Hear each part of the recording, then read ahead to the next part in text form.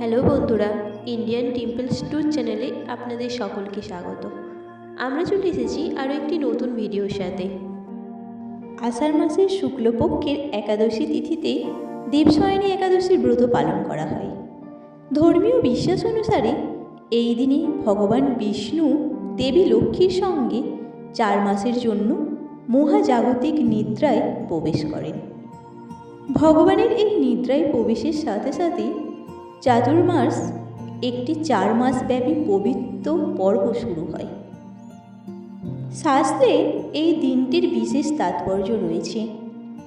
এর শুরু থেকে শেষ পর্যন্ত সমস্ত শুভ উৎসবমূলক কার্যকলাপ স্থগিত রাখা হয়।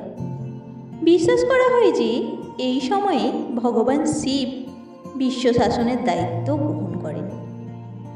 আসুন জেনে নেওয়া যাক এই বছর দেবশয়নী একাদশী কবে পালিত হবে এবং এই দিনে কোন কোন কার্যকলাপগুলি শুভ বলে বিবেচিত হয়।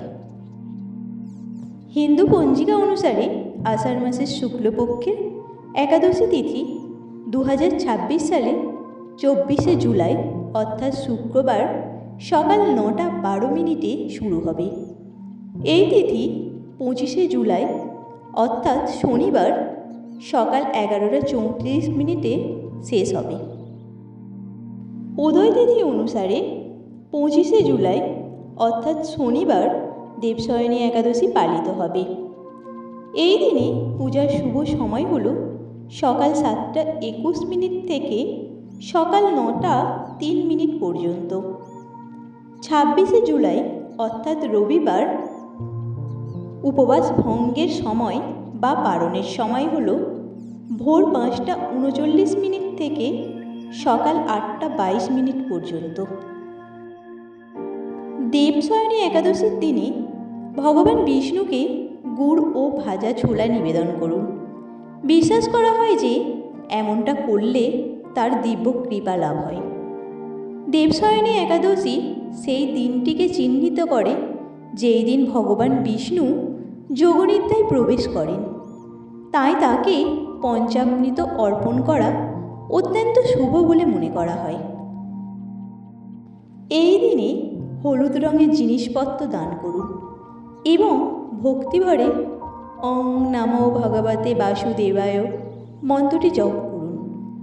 ভগবান বিষ্ণুর আশীর্বাদ লাভের জন্য বিষ্ণু চালিসা বা বিষ্ণু সহস্র নাম পাঠ করাও অত্যন্ত ফলপ্রসূ বলে মনে করা হয়।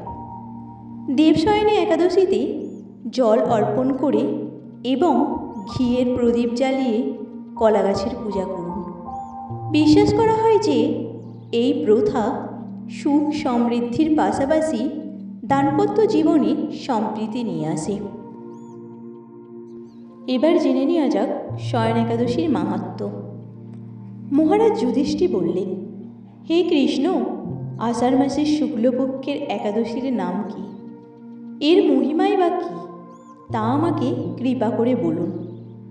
শ্রীকৃষ্ণ বললেন, ব্রহ্মা এই একাদশী সম্পর্কে দেবর্ষি নারদকে যা বলেছিলেন আমি সেই আশ্চর্যজনক কথা আপনাকে বলছি।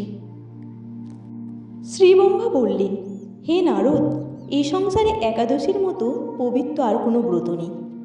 সকল পাপ বিনাশের জন্য এই বিষ্ণু ব্রত পালন করা একান্ত আবশ্যক।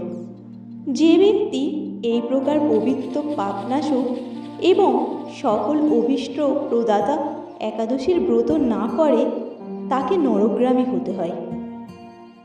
আষাঢ়ের শুক্লপক্ষে এই একাদশী শয়নী নামে বিখ্যাত। শিব ভগবান ঋষিকেশের জন্য এই ব্রত পালন করতে হয়।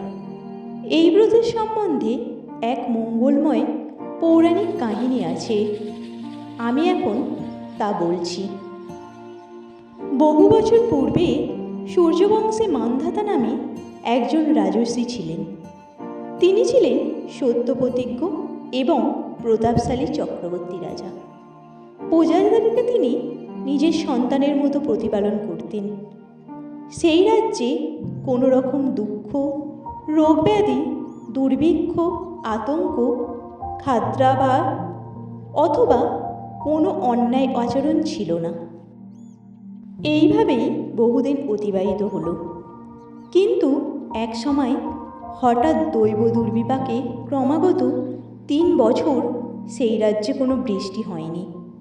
দুর্ভিক্ষের ফলে সেখানে দেবতাদের উদ্দেশ্যে দানমন্ত্রের স্লাহা স্তধা ইত্যাদি শব্দও বন্ধ হয়ে গেল। এমনকি বেদপাঠও ক্রমাগত বন্ধ হল। তখন প্রজারা রাজার কাছে এসে বলতে লাগলো, মহারাজ, দয়া করে আমাদের কথা শুনুন।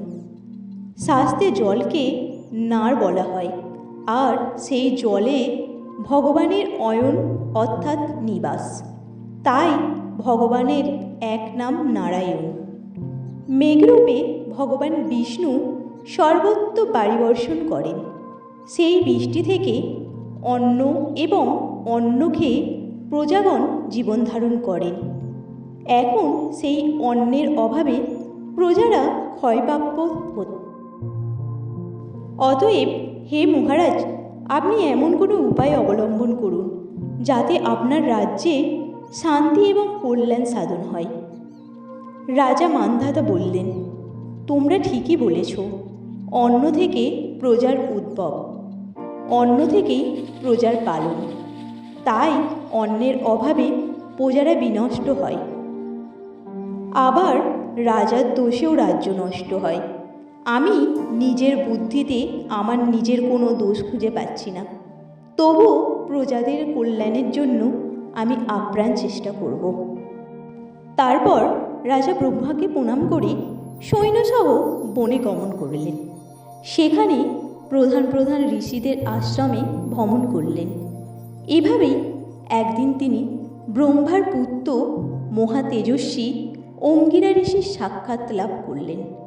তাকে দর্শন মাত্রই রাজা মহা আনন্দে ঋষির চরণ বর্ণনা করলেন। রাজা তখন তার বনে আগমনের কারণ সবিস্তারে ঋষির কাছে জানালেন। ঋষি অঙ্গিরা কিছু সময় ধ্যানস্থ থাকার পর বললেন, হে রাজন, এটি সত্য যুগ। এই যুগে সকল লোক বেদপরায়ণ এবং ব্রাহ্মণ ছাড়া অন্য কেউ তপস্যা করে না। এই নিয়ম থাকা সত্ত্বেও এক শূদ্র ওই রাজ্যে তপস্যা করছে। তার এই অকার্যের জন্যই রাজ্যের এই দুর্দশা। তাই তাকে হত্যা করলেই সকল দোষ দূর হবে। রাজা বললেন, হে মুনিবর, তপস্যাকারী নিরপরাধ ব্যক্তি। আমি কিভাবে তাকে বধ করব? আমার পক্ষে সহজসাধ্য অন্য কোনো উপায় থাকলে আপনি তা দয়া করে আমাকে বলুন। তদুত্তরে মহর্ষি অঙ্গিরা বললেন, আপনি আষাঢ় মাসের শুক্লপক্ষের শয়নী নামে প্রসিদ্ধা একাদশীর ব্রত পালন করুন।